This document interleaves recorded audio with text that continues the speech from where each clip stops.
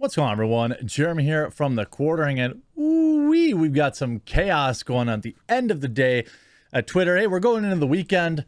Hope you enjoyed today's videos, and if you did, if the red button below the video is still there and red, that means you're not subscribed. And if you're watching this video and you're not, I have but a humble ask if you would consider subscribing. I know you might have to create an account, but I would greatly appreciate it. That's wherever you're watching me. Rumble, BitChute, Odyssey, or here on YouTube.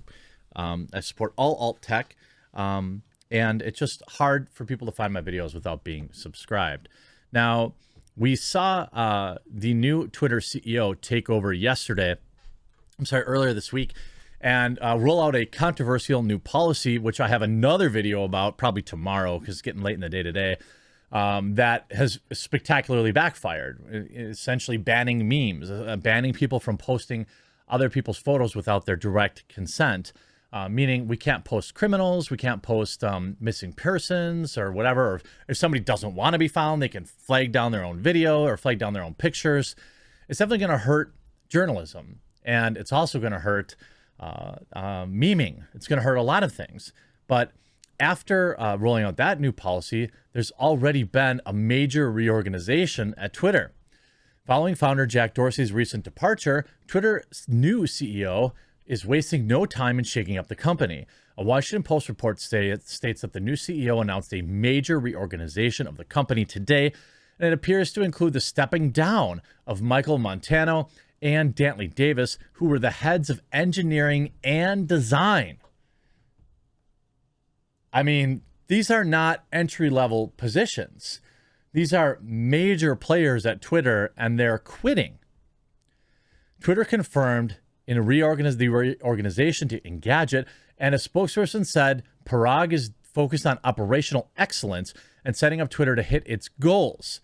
Did he have an axe to grind with these people? Was he mad now that he's CEO? He finally got rid of people he didn't like? I don't know. Were these, the two conservatives in the company? I don't know. It just seems odd that you would lose two heads of two different departments on the very same day, just days after the new CEO took over. Were they loyal to Dorsey? Probably.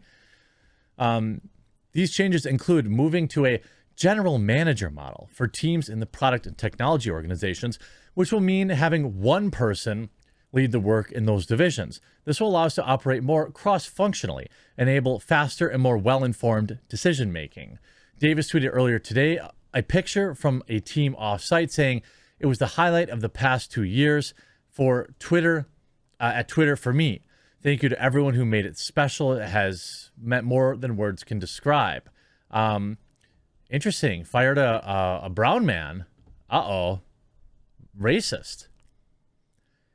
I love Twitter and the people here. I'm honored to have been part of the journey. That's a classy way to get fired. Super, super classy.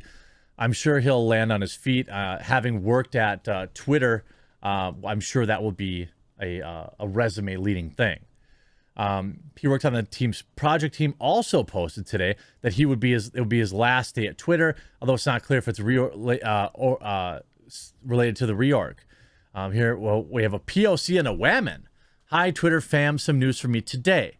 It is with a heavy heart that I'm leaving Twitter, and today is my last day. I'll be focusing on my health and family for the foreseeable future. That doesn't sound like they left willingly, but they are followed by the CEO of Twitter, so maybe not. They write, it's really difficult to hold the last 12 years in my head. Since my first day in 2009, I have been blessed to work with amazing people, some of whom our friendships will continue for the rest of our lives. From the Twitter support engineering team to Twitter mobile to Vine, I had the privilege of being part of, this is quite the goodbye. Maybe it was, they got a big fat severance check. I don't know, but it seems odd.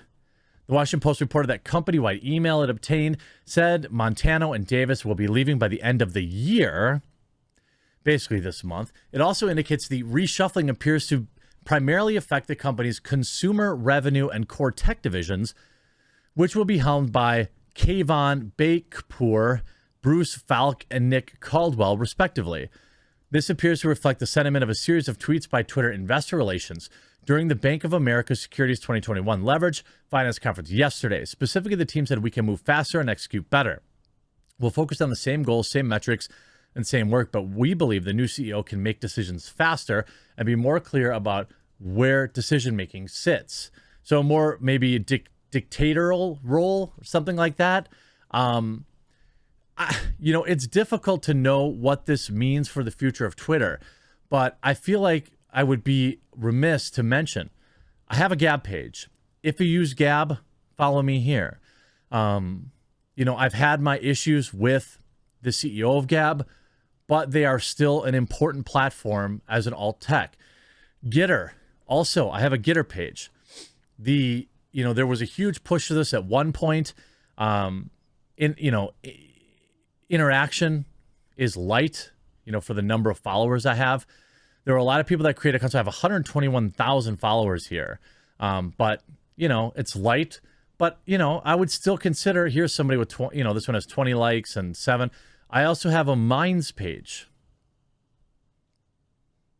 I'm verified on Minds. And, I have 32,000 subscribers here. There is a lot of people that use Minds.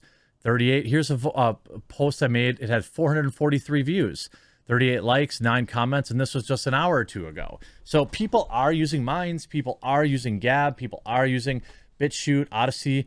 I know it's tough to just like go and embrace all of, every piece of alt tech, but, I would suggest if you don't like censorship, if you don't like, shadow banning, that you at least make an effort to try one of them. I won't make one, preference over another, but I like them all. Now, this also writes that Twitter stock is nearing a bottom, trader says after ARK Invest buy-in. Twitter is nearing a turning point, says one top strategist. Shares of the social media company hit lows not seen since 2020. On Thursday, extending a decline that began in late October and accelerated in Monday's announcement with Chief Technology Officer Arjawal taking over. ARK Invest's Kathy Wood confirmed her firm bought 1 million shares of Twitter because they saw it as the absolute bottom. When we saw Twitter, obviously, as a stock kind of tanking, we started to see signs this could be bottoming out over the next couple of weeks. It's dropped almost 50% from mid-February peak. Now, oftentimes, technically, that's a very important sign if you see an absolute 50% retracement. So stock has been down 50% since February this year. Stock's down 50% for the year. It's because Twitter isn't making enough money. And quite frankly, if you've used Twitter lately, you probably noticed that, the number of ads we're seeing on our timelines has continued to increase. And, quite honestly, I don't care about Twitter ads. They have to not make much money for people. Seth Rogen getting tanked, I guess, or getting roasted on Twitter again. Not surprised. Seth Rogen has made peak woke satire a reality with film problemating Santa for being a white male, then blaming supremacy for low ratings. He's getting crushed. What did he do now? Did he send out another tweet? No. Okay. Well, Seth Rogen is Seth Rogen.